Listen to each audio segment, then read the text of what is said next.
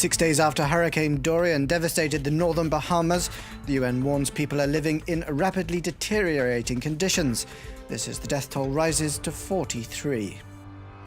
A prisoner swap between Russia and Ukraine begins an easing of years of tensions and conflict. 2 planes carrying them arrived simultaneously in Moscow and Kiev. And another resignation from British Prime Minister Boris Johnson's government. Amber Rudd leaves in protest at the treatment of, quote, good and loyal moderate conservatives who were expelled.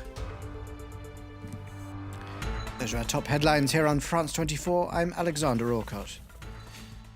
Hurricane Dorian has now made landfall near the Canadian city of Halifax, Nova Scotia, thrashing the regional capital with sustained winds of over 100 miles an hour. A massive crane at a construction site has been toppled, along with countless trees, and some 300,000 people have reportedly been left without electricity. Now, this almost a week after the then Category 5 hurricane devastated parts of the Bahamas, where the death toll has now reached 43 and expected to continue rising significantly.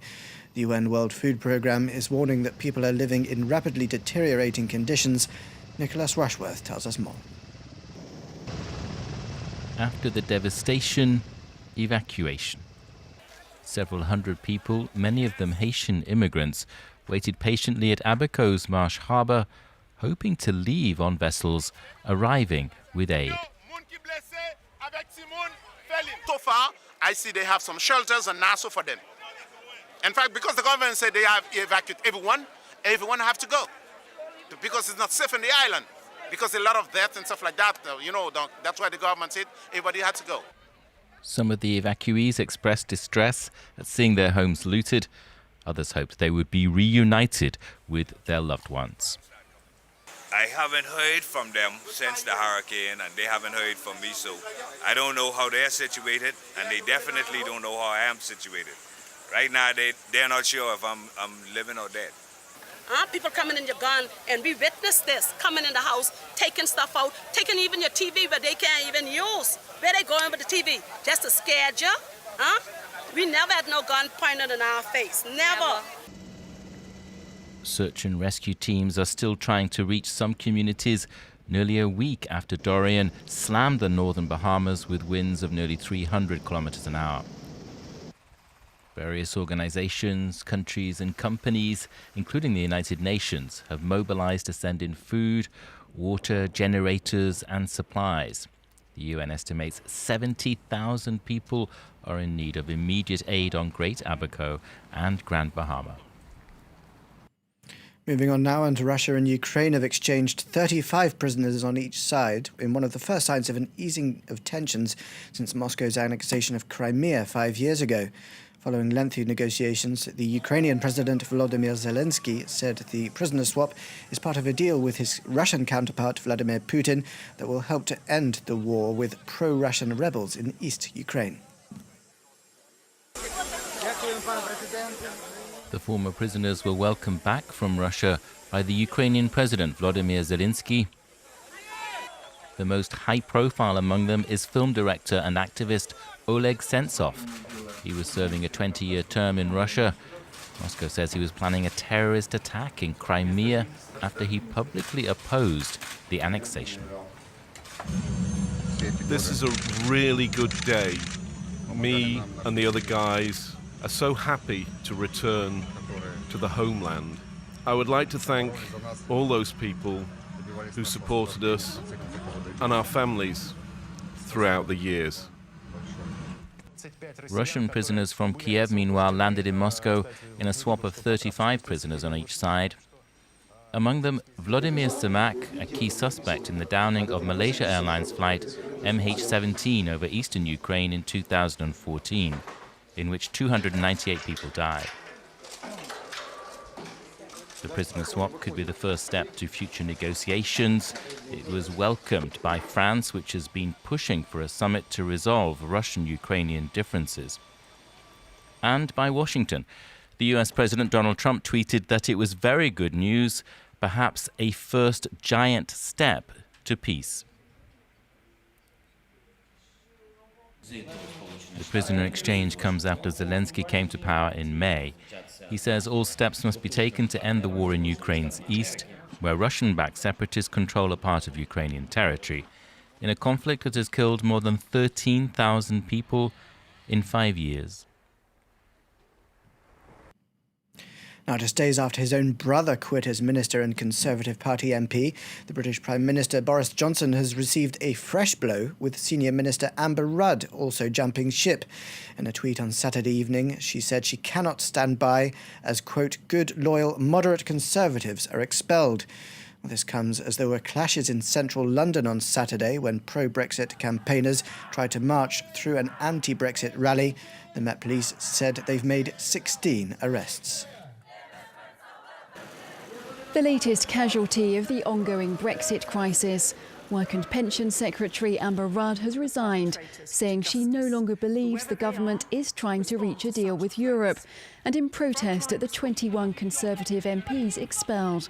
She tweeted, I cannot stand by as good, loyal, moderate Conservatives are expelled. I have spoken to the Prime Minister and my association chairman to explain. It's a fresh blow for Boris Johnson after a week in which he suffered defeats in Parliament, seen his younger brother Joe Johnson resign from government, and there's uproar in the Tory party after he sacked MPs for voting against him over a new law. Johnson says he won't respect the law, which would force him to ask the EU for an extension over Brexit. That's got outraged MPs on all sides preparing legal action. I'm appalled that a Prime Minister, a Conservative Prime Minister, who says he's a Conservative, should be behaving in this fashion. We're a party that upholds the rule of law, upholds our Constitution. He's been in the process of trashing the Constitution, and he now says, apparently, he would break the law. This is just, it is actually ridiculous, it's shaming. Boris Johnson's options for a Brexit before the end of October are narrowing. He'll make a fresh bid on Monday to secure a snap election, but opposition parties say they'll be vetoing that. A beefed-up police presence in Hong Kong has thwarted an attempt by pro-democracy campaigners to once again occupy the airport. They instead headed to the nearby town of Tung Chung to demonstrate against the increased influence of Beijing on the semi-autonomous region. On Saturday night, there were further scenes of unrest at Mongkok police station. Cami Nedelek has the details.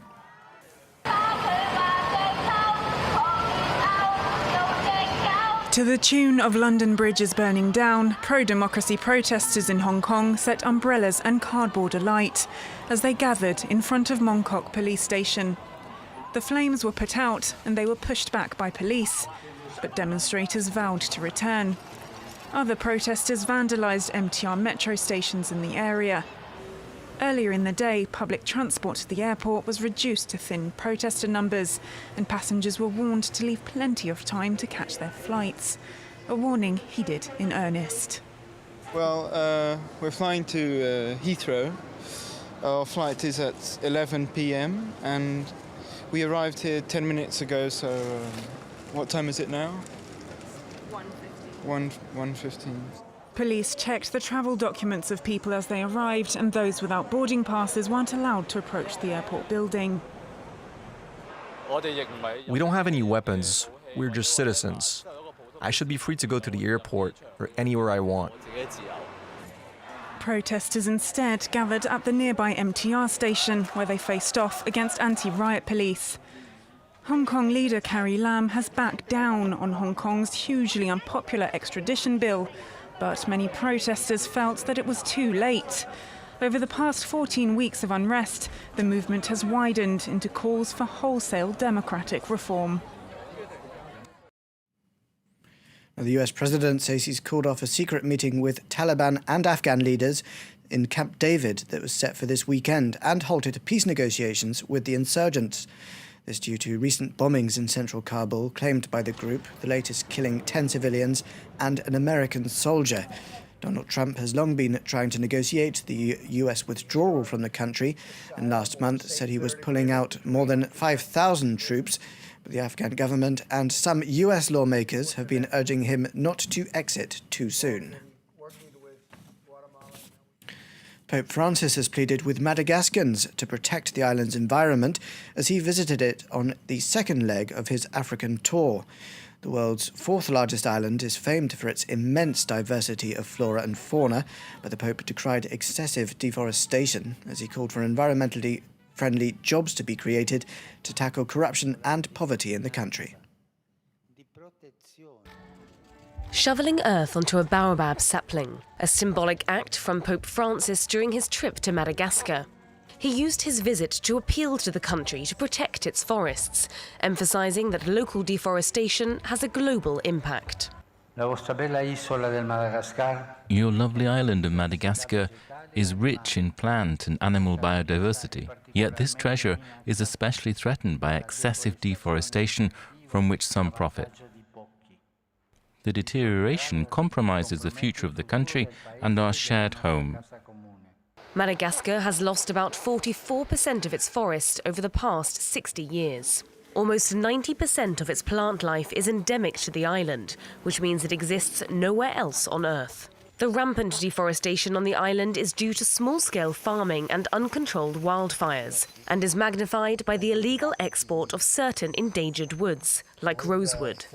Madagascar is one of the world's poorest countries, and corruption is widespread. The Pope called on leaders to combat graft across all sectors. Around 35% of the country's population is Catholic, and the Pope's visit has drawn huge crowds. Many people have travelled hundreds of kilometres to hear him speak. The Pope will perform a Mass in the capital on Sunday, expected to be attended by some 800,000 people. And finally, the Venice Film Festival has just wrapped, but it's already drawing controversy.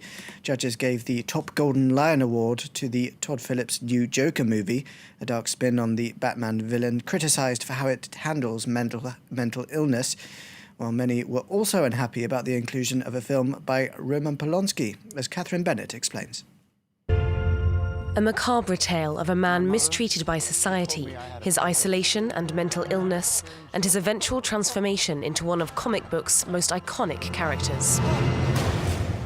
The supervillain origin story Joker took home the Golden Lion at the 2019 Venice Film Festival, but not without audiences expressing their concerns about the film's premise. Todd Phillips' film has been criticised for its seemingly sympathetic portrayal of a homicidal, toxic male protagonist, while others say it draws too straight a line between mental illness and acts of violence. But all critics agree that Joaquin Phoenix is chillingly good in the title role.